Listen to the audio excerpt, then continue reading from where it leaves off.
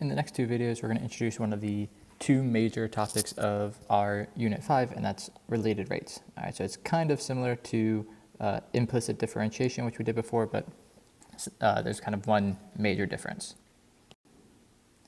All right, so we're going to be talking about in this video kind of change over time. So time is going to be our input for all of these examples. So as time's changing, other things are changing. And these things, all right, as time changes, there's multiple things that can be happening at the same time. All right, and these are related rates because as time's changing, all right, one thing that is related to something else, both those things are changing at the same time. All right, so here's an example. So this is a really common example that gets used in a lot of textbooks is blowing up a balloon. So I have this balloon. All right, and as you're blowing it up, you're blowing air into the balloon. Right, and what are some things that are happening as you're putting more air into this balloon?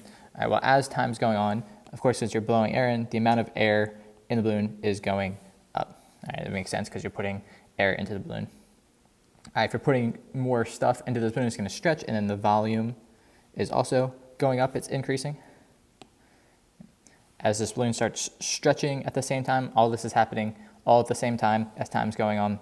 All right, the surface area, right, the kind of outside part of the balloon, because it's stretching, that's also going to be increasing. Because the balloon's getting bigger, the radius that kind of goes across the balloon, that's going to be increasing. And since you're kind of blowing into this balloon, the air in your lungs is going to be decreasing.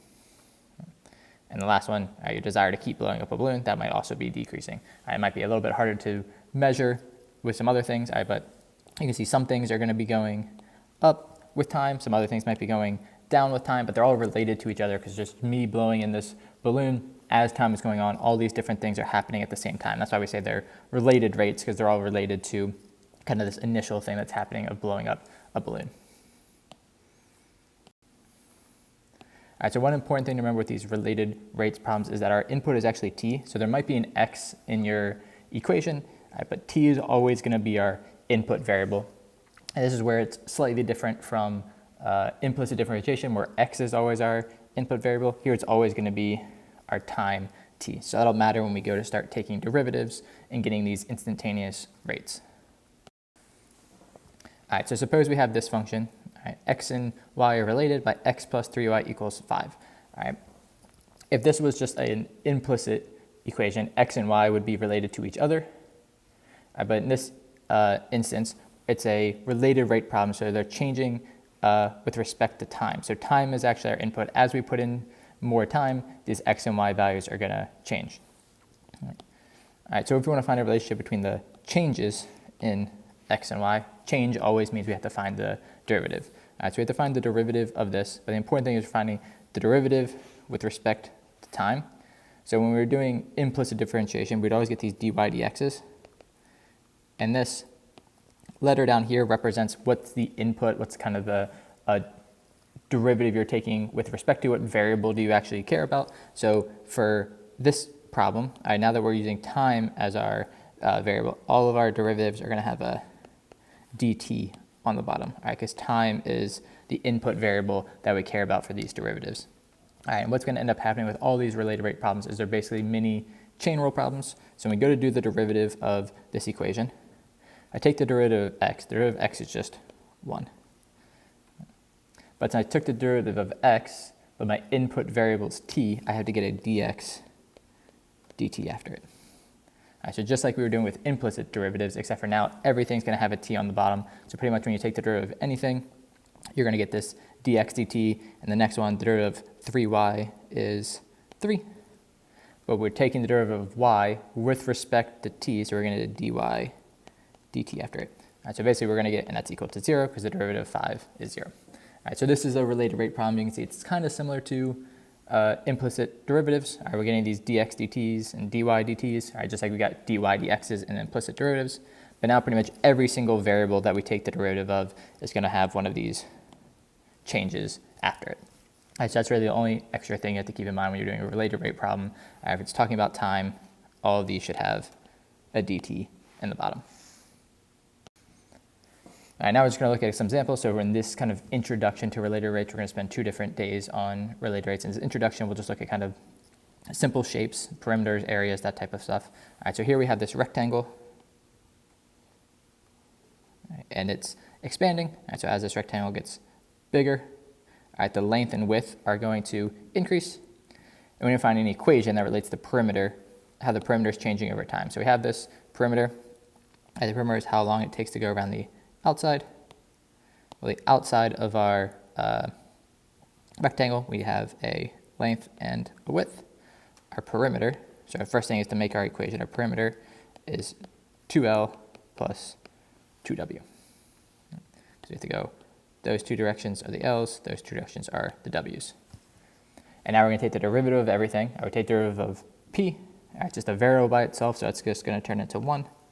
But again, we're taking the derivative with respect to time, so we're going to get dP over dt. All right, so that's the change in the perimeter over time. The derivative of 2L is 2. And then we're taking the derivative of L with respect to time, so the change in L over time. And the same thing, derivative of 2W is 2, and dW over dt. All right, so you can see every single time you're taking the derivative of one of our variables, you're going to get one of these changes afterwards, all right, just like implicit derivatives. All right, so this is the change in perimeter over time is 2 times the change in length plus 2 times the change in width. All right, same problem, but now we're looking at area. So again, we start with our rectangle that's getting bigger, and our rectangle is going to have a length and a width. And we know area is length times width. So now we need to take the derivative of this. Derivative of A is just going to be 1, but we took the derivative of A, so it's dA dt. And then L times W, this is where it's important to remember everything from unit before. If we have multiplication and we're taking a derivative, we have to do the product rule. So the product rule, I keep L, I multiply that by the derivative of W, which is going to be 1 dW dt. And I add, I keep the W, I take the derivative of L, is 1 dL dt. Right? And again, all these represent the change of that thing over time. So this is the change in area equals the length times the change in the width plus the width times the change in the length. All right, so just using our derivative rules and just remembering they're kind of mini chain rule problems, and they're all going to have this dt on the bottom because time is the variable that we care about. All right, one more example in this video. Now we have a circle. And again, it's expanding. All right, so it's getting bigger and bigger. All right, how is the area changing over time? All right, so the area of a circle is pi r squared. So now we take derivatives to talk about rates. Derivative of A is 1, but dA dt. Derivative of pi r squared, you might think you have to do the product rule because you have multiplication. Pi is just a constant number, and when you have a constant in front of something, you just keep it to the front. All right, so pi is going to stay. Derivative of r squared is 2r. And then I took the derivative of r, so I had to do dr dt. Right, so again, every time you take that derivative, you should have that change afterwards. All right, so I would probably write it like this. The change in area is 2 pi r times the change in radius. Right, so those are the only variables we have, and that's our relationship for the area and the radius. All right, so you can see when you have your equation, it's mainly just doing these similar to implicit derivatives, except for that, again, all the bottoms here, all the bottoms here have that dt on it, because time is the variable that we care about. All right, so this is our introduction to related rates. All right, but it's just taking derivatives of individual equations, it's just remembering those dt's.